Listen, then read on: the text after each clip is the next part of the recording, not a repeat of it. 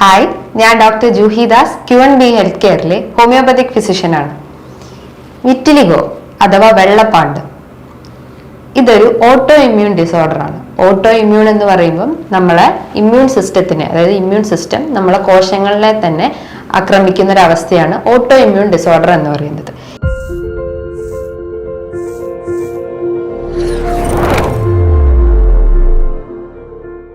ഈ വെള്ളപ്പാണ്ട് എന്ന് പറയുമ്പം നമ്മളെ ശരീരത്തിൽ അവിടെ ഇവിടെയൊക്കെ ആയിട്ട്, അതായത് ശരീരത്തിൽ ജനറലൈസ്ഡ് ആയിട്ട് ഉണ്ടാവാം, ചില ഏരിയാസിൽ മാത്രമേ ഉണ്ടാവാം, അല്ലെങ്കിൽ ചെറിയ ചെറിയ സെഗ്മെന്റ് ആയിട്ടും ഉണ്ടാവാം. അങ്ങനെ പല ഏരിയാസിലും വെള്ള കളറിൽ, അതായത് വെള്ള പിങ്ക് കളറിലൊക്കെ ഉണ്ടാവുന്ന ഒരു തരം പിഗ്മെന്റേഷൻ, അതായത് വൈറ്റിഷ് പിഗ്മെന്റേഷൻ ആണ് ഈ വിറ്റിലിഗോ എന്ന് പറയുന്നത്. നമ്മളെ ബോഡിയിൽ പിഗ്മെന്റ്, അതായത് ബോഡിക്ക് കളർ കൊടുക്കുന്നത്, അതായത് നമ്മളെ ഹെയർ, സ്കിന്ന്, ഐസിനൊക്കെ കളർ കൊടുക്കുന്ന ഒരു പിഗ്മെന്റ് ആണ് മെലാനിൻ. മെലാനിൻ ഉണ്ടാക്കുന്നത് മെലാനോസൈറ്റ്സ് എന്ന് പറഞ്ഞിട്ടുള്ള കോശങ്ങളിൽ നിന്നാണ്. അപ്പം ഈ ഒരു മെലാനിന്റെ പ്രൊഡക്ഷൻ, ഉൽപാദന ശേഷി, അതിന് ആ മെലാനിൻ പ്രൊഡക്ഷൻ ഇല്ലാതാവുമ്പോഴാണ് നമ്മളെ ബോഡിയിൽ വിറ്റിലിഗോ എന്നൊരു രോഗം വരുന്നത്. അതായത് ആ ഒരു പിഗ്മെന്റ്, അതായത് ബോഡിക്ക് പിഗ്മെന്റ് കൊടുക്കുന്ന ആ ഒരു മെലാനിൻ ഇല്ലാത്തൊരവസ്ഥ, അവിടെ ഡെഫിഷ്യന്റ് ആയിട്ടുള്ള ഒരു അവസ്ഥയാണ് ഈ വിറ്റിലിഗോ എന്ന് പറയുന്നത്. ഇതൊരു ഓട്ടോ ഇമ്മ്യൂൺ ഡിസോർഡർ ആണ്. ഒരു 30% ഇതൊരു ജെനറ്റിക് ഫാക്ടറും ഇതിൽ ഇൻവോൾവ് ചെയ്തിട്ടുണ്ട്. ഈ വിറ്റിലിഗോ വരാനുള്ള പ്രധാനപ്പെട്ട കാരണങ്ങൾ എന്ന് പറഞ്ഞു കഴിഞ്ഞാൽ, ഒന്ന്, അതൊരു ഓട്ടോ ഇമ്മ്യൂൺ ഡിസോർഡർ ആണ്. നമുക്ക് മറ്റെന്തെങ്കിലും ഓട്ടോ ഇമ്മ്യൂൺ ഡിസോർഡർ ഉണ്ടെങ്കിൽ, തൈറോയിഡ്, SLE അല്ലെങ്കിൽ ഡയബറ്റിസ്, അങ്ങനെ പല ഓട്ടോ ഇമ്മ്യൂൺ ഡിസോർഡർ നമ്മുടെ ബോഡിയിൽ ഉണ്ടെങ്കിൽ ആ ഒരു 30% ഇത് വരാനുള്ള ഒരു ചാൻസ് ഉണ്ട്. മറ്റൊരു പ്രധാനപ്പെട്ട കാരണം എന്ന് പറഞ്ഞു കഴിഞ്ഞാൽ, നമുക്ക് അമിതമായിട്ടുള്ള ടെൻഷൻ, അമിതമായിട്ടുള്ള സ്ട്രെസ് ഉണ്ടെങ്കിൽ ഈ ഒരു മെലാനോസൈറ്റ്സിന്റെ പ്രൊഡക്ഷൻ അല്ലെങ്കിൽ മെലാനിന്റെ പ്രൊഡക്ഷൻ ഉൽപാദനം കുറയുകയും അങ്ങനെ വിറ്റിലിഗോ വരാനുള്ള ഒരു ചാൻസ് ഉണ്ട്. അതേപോലെ തന്നെ നമുക്ക് ഒരു മറ്റൊരു ഫാക്ടർ എന്ന് പറഞ്ഞു കഴിഞ്ഞാൽ, നമുക്ക് എന്തെങ്കിലും ഇൻഫെക്ഷൻസ്, ബോഡിയിൽ വേറെ എന്തെങ്കിലും ഇൻഫെക്ഷൻസ് ഉണ്ടെങ്കിലും ഈ ഒരു വിറ്റിലിഗോ വരാനുള്ള ഒരു ചാൻസ് ഉണ്ട്. അതേപോലെ തന്നെ പ്രധാനപ്പെട്ട ഒരു കാരണമാണ് വൈറ്റമിൻ B12 ഡെഫിഷ്യൻസി. ഈ വൈറ്റമിൻ B12 ഡെഫിഷ്യൻസി മൂലമാണ് നമ്മളെ ബോഡിയിൽ പെർനീഷ്യസ് അനീമിയ എന്ന് പറഞ്ഞിട്ടുള്ള അനീമിയ ഉണ്ടാക്കുന്നത്. അപ്പോൾ ആ ഒരു വൈറ്റമിൻ ഡെഫിഷ്യൻ്റ് ആയി കഴിഞ്ഞാൽ വിറ്റിലിഗോ വരാനുള്ള ഒരു ചാൻസ് ഉണ്ട്. അതേപോലെ നമ്മൾ കൂടുതലായിട്ടും കെമിക്കൽസ് അല്ലെങ്കിൽ എന്തെങ്കിലും പെസ്റ്റിസൈഡ്സിനൊക്കെ എക്സ്പോഷർ ആയിട്ടുള്ള, എന്തെങ്കിലും ഫാക്ടറീസിലൊക്കെ കൂടുതൽ വർക്ക് ചെയ്യുന്ന ആളുകളുണ്ടെങ്കിൽ അവർ കൂടുതലായിട്ടും ഈ കെമിക്കൽസിനൊക്കെ കൂടുതലായിട്ട് എക്സ്പോഷർ ആവും. അപ്പൊ അങ്ങനെയും അവരുടെ ബോഡിയിൽ ആ ഒരു മെലാനോസൈറ്റ്സിന്റെ പ്രൊഡക്ഷൻ കുറയുകയും അങ്ങനെ ഒരു ഡീപിഗ്മെന്റഡ് അവസ്ഥ വരികയും ചെയ്യുന്നു. മറ്റ് ഇൻഫെക്ഷ്യസ് ഡിസീസിനെ പോലെ ഈ ഒരു രോഗം, ഈ ഒരു വിറ്റിലിഗോ അല്ലെങ്കിൽ ല്യൂക്കോഡെർമ എന്ന് പറഞ്ഞ ഒരു വെള്ളപ്പാണ്ട് സ്പ്രെഡ് ചെയ്യാനുള്ള യാതൊരു ചാൻസും ഇല്ല. അതേപോലെ തന്നെ ഇത് അത്ര അപകടകരമായിട്ടുള്ള ഒരു രോഗമല്ല, ചികിത്സിച്ച് മാറ്റാവുന്നതാണ്. നമ്മളെ ബോഡിയിലെ മെലാനിൻ പ്രൊഡക്ഷൻ ഇംപ്രൂവ് ആക്കുന്ന രീതിയിലുള്ള ട്രീറ്റ്മെന്റ്സ് നമ്മൾ എടുക്കുകയാണെങ്കിൽ ഈ ഒരു രോഗം നമുക്ക് പൂർണ്ണമായിട്ടും മാറ്റിയെടുക്കാവുന്നതാണ്. പലർക്കും ഈ ഒരു അസുഖം വന്നു കഴിഞ്ഞാൽ കൂടുതലായിട്ടും അവർക്കൊരു ഷൈ ഉണ്ടാവും, അതായത് സൊസൈറ്റിയിലേക്ക് ഇറങ്ങാനുള്ള ഒരു ബുദ്ധിമുട്ടുണ്ടാവും. ഒരു ഡിപ്രഷൻ സ്റ്റേജിലോട്ടൊക്കെ അവർ ലീഡ് ചെയ്യാനുള്ള ഒരു ചാൻസ് ഉണ്ട്. അതായത് ഭയങ്കര ആങ്ഷ്യസ് ആയിരിക്കും, ഭയങ്കര നെർവസ് ആയിരിക്കും. അതായത് അവരെ കൈകളിലും കാലുകളിലും ഒക്കെ ഇത്തരം ഒരു പിഗ്മെന്റേഷൻ വന്നു കഴിഞ്ഞാൽ അവർക്ക് സൊസൈറ്റീനെ ഫേസ് ചെയ്യാനുള്ള ഒരു ബുദ്ധിമുട്ട് വളരെ ഉണ്ടാവും. അപ്പോൾ അങ്ങനത്തെ ബുദ്ധിമുട്ടുണ്ടെങ്കിൽ നമ്മൾ ഒരു പ്രോപ്പർ ട്രീറ്റ്മെന്റ് എടുക്കണം. ആ ഒരു മെന്റൽ ഇഷ്യൂസ് ഒക്കെ മാറ്റിയിട്ട് നമ്മൾ പ്രോപ്പർ കൺസൾട്ടേഷൻ എടുത്തിട്ട് ആ ഒരു മെഡിസിൻസ് ഒക്കെ സ്റ്റാർട്ട് ചെയ്യാവുന്നതാണ്. ഇനി ഈ ഒരു വിറ്റിലിഗോ എഫക്ട് ചെയ്യുന്ന ഏരിയാസ്, ഏതൊക്കെ റീജിയൻസിലാണ് ഇതിന് പ്രധാനമായിട്ടും എഫക്ട് ചെയ്യുന്നത് നോക്കാം. പ്രധാനമായിട്ടും ഇത് കണ്ണിന് ചുറ്റുമായിട്ട് വരാം, അല്ലെങ്കിൽ നമുക്ക് ലിപ്സിന് ചുറ്റുമായിട്ട് വരാം. പ്രധാനമായിട്ടും കൈകളിൽ ഈ ഒരു സർഫസിൽ വരാം, കാലിൽ വരാം. അങ്ങനെ പല ഏരിയസ്, ജെനൈറ്റൽ റീജിയൻസിലും, മെയിൽസിലും ഫീമെയിൽസിലും ജെനൈറ്റൽ റീജിയൻസിലൊക്കെ ഈ ഒരു വിറ്റിലിഗോന്റെ ഒരു പിഗ്മെന്റേഷൻ കാണപ്പെടുന്നതാണ്.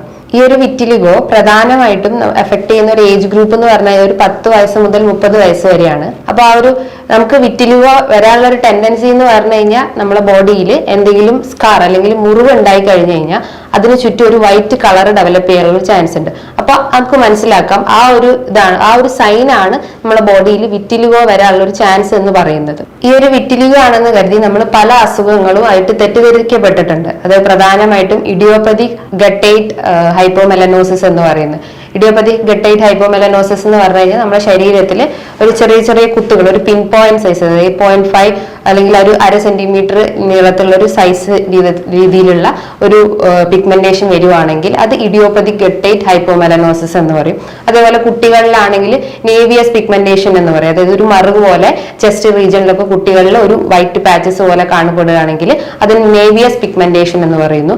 അതേപോലെ തന്നെ കോണ്ടാക്ട് ല്യൂക്കോഡെർമ, നമ്മൾ എന്തെങ്കിലും കെമിക്കൽസിന്, എന്തെങ്കിലും പെസ്റ്റിസൈഡ്സോ അല്ലെങ്കിൽ നമ്മൾ എന്തെങ്കിലും യൂട്ടൻസിൽസോ അല്ലെങ്കിൽ എന്തെങ്കിലും ഓർണമെന്റ്സിനൊക്കെ കൂടുതലായിട്ട് എക്സ്പോഷർ ആയി കഴിഞ്ഞു കഴിഞ്ഞാൽ നമ്മളെ ബോഡിയിൽ ഈ ഒരു വൈറ്റ് പാച്ചസ് ആയിട്ട് കാണപ്പെടാം. അത് എല്ലാ ഏരിയാസിലും ഇല്ല, ചില റീജിയൻസിലും മാത്രമേ ഈ ഒരു കോണ്ടാക്ട് ല്യൂക്കോഡെർമ വരിക. അപ്പം അതോടൊപ്പം തന്നെ പിട്രിയാസിസ് അൽബ എന്ന് പറഞ്ഞു കഴിഞ്ഞാൽ ഇതേപോലെ തന്നെ വൈറ്റ് പാച്ചസ് ആയിട്ട് കുട്ടികളിൽ, അതായത് 10 വയസ്സ് മുതൽക്കുള്ള കുട്ടികളിൽ കാണപ്പെടുന്നതാണ് പിട്രിയാസിസ് അൽബ. അപ്പൊ ഇത്തരം രോഗങ്ങൾ ഉണ്ടെങ്കിൽ ചിലപ്പം പല ആളുകളും തെറ്റിദ്ധരിക്കും ഇത് വിറ്റിലിഗോ ആവാനുള്ള ഒരു ചാൻസ് ഉണ്ട്, അല്ലെങ്കിൽ വിറ്റിലിഗോ ആണെന്ന് തെറ്റിദ്ധരിക്കും. പക്ഷെ യൂഷ്വലി വിറ്റിലിഗോ എന്ന് പറഞ്ഞു കഴിഞ്ഞാൽ അതിന്റെ ഒരു പിഗ്മെന്റേഷൻ എന്ന് പറഞ്ഞു കഴിഞ്ഞാൽ ഒരു വൈറ്റ് അല്ലെങ്കിൽ ഒരു പിങ്കിഷ് പിഗ്മെന്റേഷൻ ആണ്.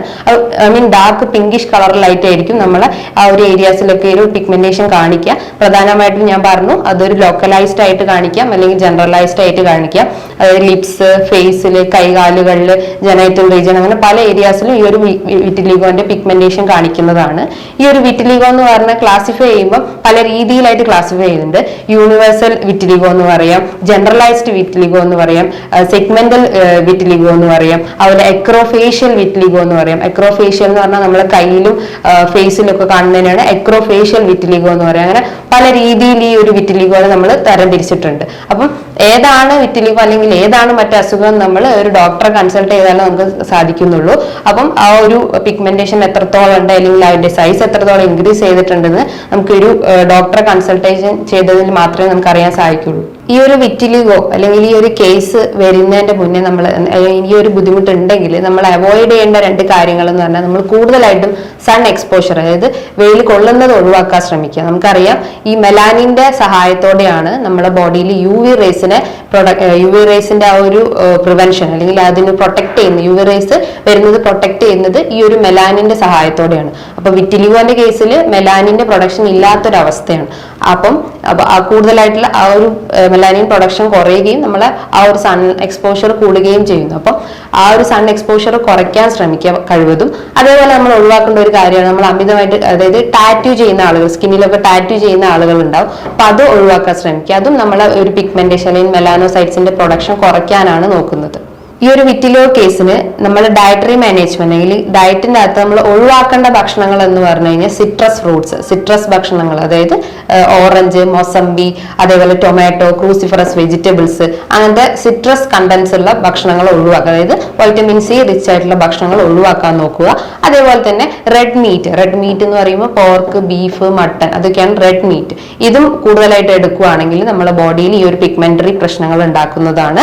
ഇതോടൊപ്പം തന്നെ മറ്റ് ലൈഫ് സ്റ്റൈൽ ഡിസീസ് ഒക്കെ വരുന്നതാണ്. ഡയബറ്റിസ്, ഫാറ്റി ലിവർ, ഒബേസിറ്റി, അങ്ങനെ പല ബുദ്ധിമുട്ടുകളും ഈ ഒരു റെഡ് മീറ്റ് കൊണ്ട് നമുക്ക് ഉണ്ടാകുന്നതാണ്.